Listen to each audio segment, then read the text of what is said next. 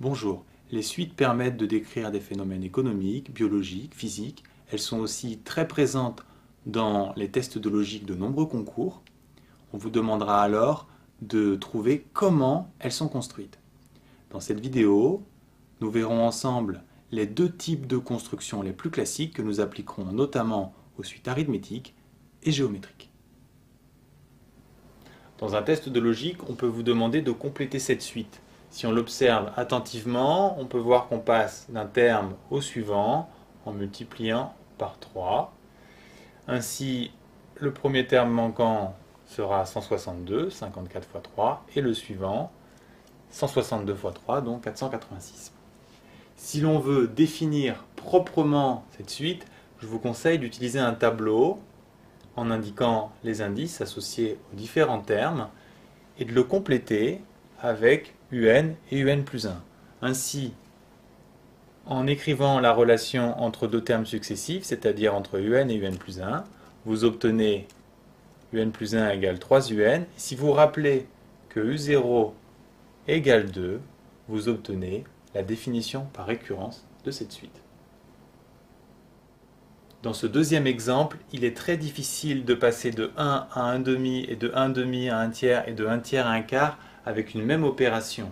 Par contre, on peut constater que ce sont les inverses de 1, 2, 3 et 4. On va donc trouver très facilement les deux termes suivants, 1 cinquième et 1 sixième. Pour trouver la définition mathématique de cette suite, on va utiliser la même méthode que précédemment.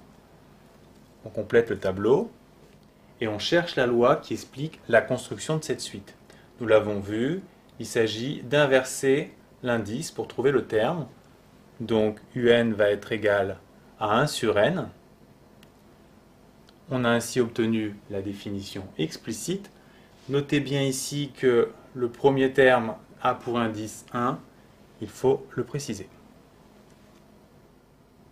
Notez bien que la définition par récurrence relie deux termes successifs et qu'avec ce type de tableau, elle se lie horizontalement, tandis que la définition explicite relie indice et terme et se lie verticalement.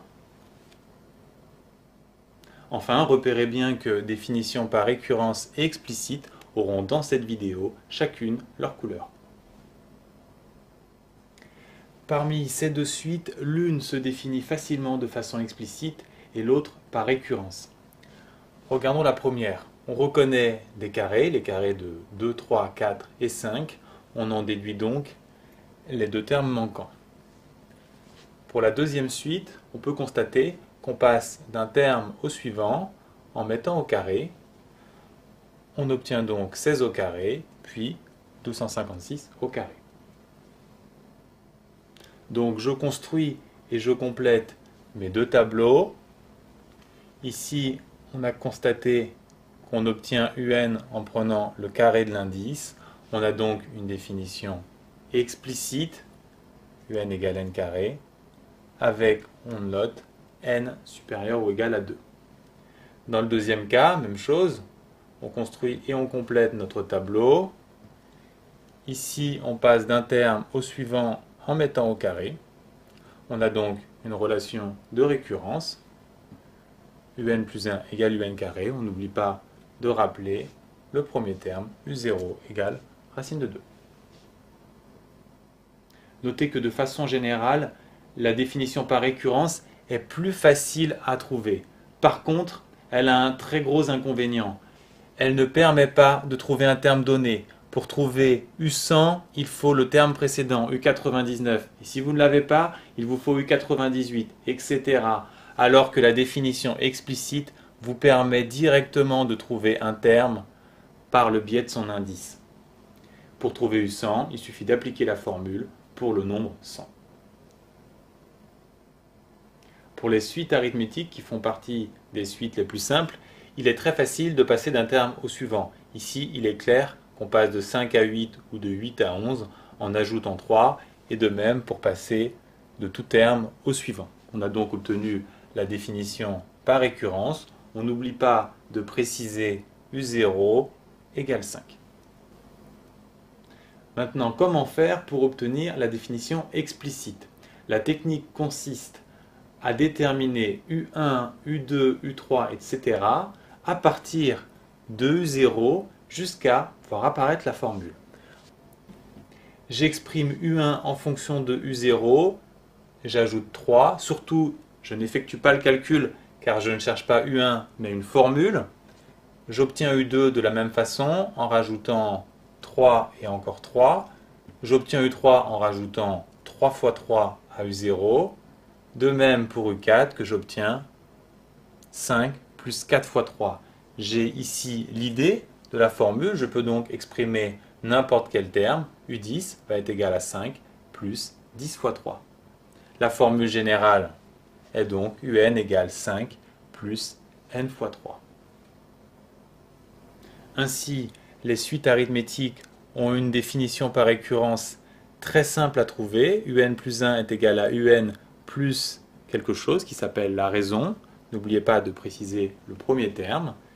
Et leur définition explicite consiste à exprimer que l'on obtient UN en partant de U0 et en rajoutant n fois la raison. Ces formules sont à connaître par cœur ou à retrouver rapidement. Je vous rappelle que pour les suites géométriques, on passe d'un terme au suivant en multipliant par un même nombre, ici 2. On obtient ainsi facilement la relation de récurrence, UN plus 1 égale UN fois 2. On n'oublie pas de préciser le premier terme. Pour obtenir la définition explicite, on utilise exactement la même méthode que pour les suites arithmétiques. U1 est obtenu en partant de U0 que l'on multiplie par 2. U2, 3 fois 2 fois 2. De même pour U3, pour U4, on généralise. Une série de multiplications génère une puissance, ici 2 puissance 4. On a à présent l'idée qui permet de retrouver n'importe quel terme. Donc pour U10, 3 fois 2 puissance 10. Et de façon générale, UN égale 3 fois 2 puissance n. Pour les suites géométriques, on passe d'un terme au suivant en multipliant par Q. Et si on précise le premier terme, on a la définition par récurrence. Et pour la définition explicite, on part de U0 et on multiplie n fois par la raison Q. On obtient donc U0 fois Q puissance n. Ces formules sont bien entendu à connaître par cœur ou à retrouver rapidement. Que retenir? Tout d'abord, il faut bien distinguer pour une suite terme et indice. Il faut également savoir qu'il existe deux types de définitions. L'une qui décrit le passage d'un terme au suivant, la définition par récurrence, et l'autre qui décrit le passage d'un indice au terme, la définition explicite. Dans une définition explicite, UN est directement exprimé en fonction de n. Son étude sera relativement simple. C'est beaucoup plus compliqué dans une définition par récurrence, car UN plus 1 est défini en fonction du terme précédent. Nous avons vu que pour les suites arithmétiques et géométriques, on passe très facilement de la définition par récurrence à la définition explicite. En revanche, pour d'autres types de suites, ce passage de définition par récurrence à définition explicite est beaucoup plus compliqué. C'est d'ailleurs très souvent l'objectif principal des exercices de suite.